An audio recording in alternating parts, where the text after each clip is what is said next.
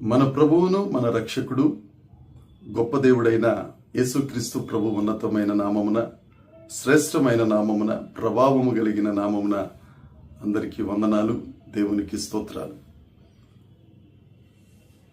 అద్వితీయ సత్యదేవుడు, గొప్ప దేవుడు, సమస్త సృష్టికి కారణభూతుడైన గొప్ప దేవుడు మనలందరినీ ప్రేమించి రాత్రి సమయంలో మంచి నిద్రను అనుగ్రహించి మరొక నూతన దినమును మనకు అనుగ్రహించినందుకై సమస్త మహిమ, ఘనత, ప్రభావములు యేసయ్యకే చెల్లునుగాక. ఆ అద్వితీయ సత్యదేవుడు ఈ నూతన దినములో మనకు అనుగ్రహించిన దేవుని యొక్క వాగ్దానము, కృపావార్త. కీర్తనల గ్రంథం 59వ కీర్తన 16వ వచనం. నీవు నాకు ఎత్తైన కోటగా ఉన్నావు, ఆపద్దినమున నాకు ఆశ్రయముగా ఉన్నావు. నీ బలమును గూర్చి నేను కీర్తించెదను, ఉదయమున నీ కృపను గూర్చి ఉత్సాహగానము చేసేదను. దేవునికి స్తోత్రం కలుగునుగాక, దేవునికి మహిమ కలుగునుగాక. దేవుని యందు ప్రియమైన దైవ జనాంగమా, మన దేవుడు మనకు ఎత్తైన కోటగా ఉన్నాడు. ఆపద్దినమున ఆశ్రయదుర్గముగా ఉన్న గొప్ప దేవుడు ఆయన. ఎత్తైన కోట, అది అనేకులకు ఆశ్రయంగా ఉండే స్థలం. మన భారతదేశంలో కూడా చాలా ఎత్తైన కోటలు ఉన్నాయి. మనందరికీ బాగా తెలిసిన కోట ఎర్రకోట. అదేవిధంగా ఉదయపూర్ అనే ప్రదేశంలో చూస్తే అక్కడ కోట ఉంటుంది. అది 700 ఎకరాల్లో కట్టబడింది. దాని ఎత్తు 590 అడుగులు, అంటే సుమారు 60 అంతస్తుల అపార్ట్మెంట్ అంత ఎత్తు. ఇవన్నీ ఎందుకు అనంటే, శత్రు భయం కలిగినప్పుడు, లేకపోతే ఏదైనా ఆపద వస్తుందన్నప్పుడు ఆ కోటలోనికి వెళ్ళిపోతే ఆ కోట ఆశ్రమ స్థానంగా ఉంటుంది, దాగుచోటుగా ఉంటుంది. అక్కడ ఉంటే ఏ ఇబ్బంది ఉండదు, ఏ ఆపద దరిచేరదు. అదేవిధంగా ప్రపంచం అంతటా కూడా ఇలాంటి కోటలు ఉంటాయి. ఇజ్రాయెల్ దేశాన్ని చూస్తే కూడా మసూద్ అనే కోట ఉంటుంది. అక్కడ కూడా చాలా మంది వెళ్ళి తలదాచుకున్న దాఖలాలు చాలా ఉన్నాయి. శత్రువుల నుంచి కాపాడేది కోట. అయితే పరిశుద్ధ లేఖనం చెప్తుంది, యెహోవా నామము బలమైన దుర్గం, నీతిమంతులు అందులోనికి ప్రవేశించి సురక్షితంగా ఉంటారు. మన దేవుడే, దేవుని నామమే ఎత్తైన బలమైన కోట.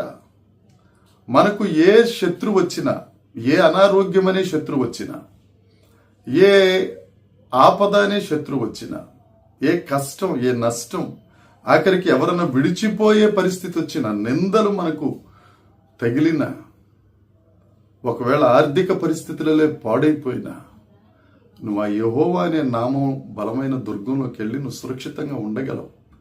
నీ దేవుడు నిన్ను విడువని దేవుడు, ఆపద్దినమున ఆశ్రయముగా ఉండే దేవుడు. ఆపద్దినాన్న అందరూ మనల్ని విడిచెళ్ళిపోతారండి. ఉంటానని వాగ్దానం చేసిన వాళ్ళే మనకంటే అందరికంటే ముందు పరిగెట్టుకెళ్ళిపోతారు. నీతో స్నేహం చేసిన వారి సహితం నీ మీద నిందలు వేసి నిన్ను విడిచెళ్ళిపోతారు.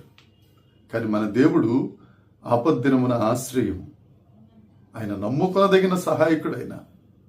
నీకు కష్టం వచ్చింది అని అంటే నువ్వు ఆయన దగ్గరికి వెళ్తే చాలు. ఇశ్రాయేలీలు కష్టకాలం ముందు దేవుడికి మొర్ర పెట్టగా ఆయన వారికి ఉత్తరం ఇచ్చిన దేవుడు, విడిపించిన దేవుడు, కాపాడిన దేవుడు, నడిపించిన దేవుడు, పోషించిన దేవుడు. అదే దేవుడు మన దేవుడు. ఆయన మారని దేవుడు. ఆయన మనకు దాగుచోటుగా, ఎత్తైన కోటగా ఉండటమే కాదు, ఆపద్దినమున ఆశ్రయముగా ఉంటారు. అంతేకాదు, బలమును మనం కీర్తించేటట్లుగా మనకు తన బలాన్ని అనుగ్రహిస్తాడు ఆయన. నువ్వు ఎక్కడైతే ఓడిపోతున్నావో, ఎక్కడైతే నీరసించిపోతున్నావో, ఎక్కడైతే నిస్సత్తువ నిన్ను కమ్మేస్తుందో, ఆ డిప్రెషన్ అంటారే, ఎక్కడైతే అది నిన్ను ఆవరించేస్తుందో, నువ్వు దేవుని వైపు చూస్తే ఆయన బలముతో నిన్ను కమ్ముకొని, నిన్ను ఆవరించి, నీకు శక్తినిచ్చి నిన్ను నిలబెడతాడు ఆయన. ప్రతి ఉదయమున ఆయన కృపను గూర్చి ఉత్సాహగానం చేసేటట్టుగా ఆయన చేస్తారు. ఆయన మనకు ఎత్తైన కోటగా ఉన్నారు, ఆపద్దినమున ఆశ్రయంగా ఉన్నారు, బలమిచ్చే దేవుడిగా ఉన్నారు.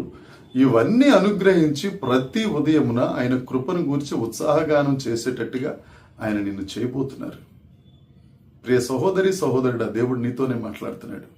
నువ్వు ఏ పరిస్థితుల్లో ఉన్నావో, ఆధారం లేకుండా, దాగుచోటు లేకుండా, అటు ఇటు చెల్లాచెదిరవి అయిపోయావేమో, నీ కుటుంబ పరిస్థితి బాగాలేదేమో, యేసయ్య దగ్గరికి రా. ఆ ఎత్తైన కోటలో తలదాచుకో. ఆపద్దినమున ఆశ్రయంగా ఉండే దేవుని దగ్గరికి రా. ఆయన నీకు బలాన్ని ఇస్తాడు. ప్రతి ఉదయమున ఉత్సాహగానం చేసేటట్టుగా కృపిస్తాడు. నువ్వు ప్రతి ఉదయం ఏ గానం అయితే ఆలపిస్తావో అది దుఃఖగానం అనుకో, రోజంతా దుఃఖమే. అది తిట్లగానం అనుకో, రోజంతా తిట్లే. కానీ దేవుని గూర్చిన ఉత్సాహగానం అనుకో, యేసు ప్రభు నీతోనే ఉంటాడు. అట్టి కృప దేవుడు నీకు అనుగ్రహిస్తాడు. ప్రియ సహోదరి సహోదరుడా, ఆయన ఆశ్రయిద్దాం, ఆ కోటలోనికి ప్రవేశిద్దాం, ఆయన వలన బలాన్ని పొందుకుందాం, ఆయన కృపను గూర్చి దినమెల్లా ఉత్సాహగానం చేద్దాం. దేవుడు అందరినీ దీవించునుగాక. ఆమేన్. ప్రార్థన చేసుకుందాం. పరలోకమందున్న మా తండ్రి, పరిశుద్ధుడా, కృప కలిగిన వాడా, నీకు స్తోత్రం. ఈ దినాన్న ప్రభువా, నువ్వు మాకు ఇచ్చిన వాగ్దానానికే స్తోత్రం. నీవు మాకు ఎత్తైన కోటగా ఉండి, ఆపద్దినమున ఆశ్రయదుర్గముగా ఉండి, నిరసించిన పరిస్థితులలో బలమును అనుగ్రహించి, ప్రతి ఉదయమున నీ కృపను గూర్చి ఉత్సాహగానం చేసేటట్లు దేవ మీరు మాకు సహాయం చేయించినందుకే నీకు వందనాలు. దేవ, నీ యందు భయభక్తులు కలిగి నీ ఎదుట సాష్టాంగపడి నిన్ను సేవించడానికి మీరు సహాయం చేస్తున్న విధానానికే నీకు వందనాలు. ప్రభువా, మమ్మల్ని ఆశీర్వదించండి. అనేకులకు ఆశీర్వాదకరంగా ఉండినట్లు నీవు మమ్మల్ని దీవిస్తున్నందుకే నీకు స్తోత్రాలు చెల్లిస్తూ యేసుక్రీస్తు నామమున ప్రార్థన అడిగి వేడుకొనుచున్నాము తండ్రి. ఆమేన్. దేవుని యొక్క కృప మనందరికీ తోడై ఉండునుగాక. ఆమేన్, ఆమేన్, ఆమేన్.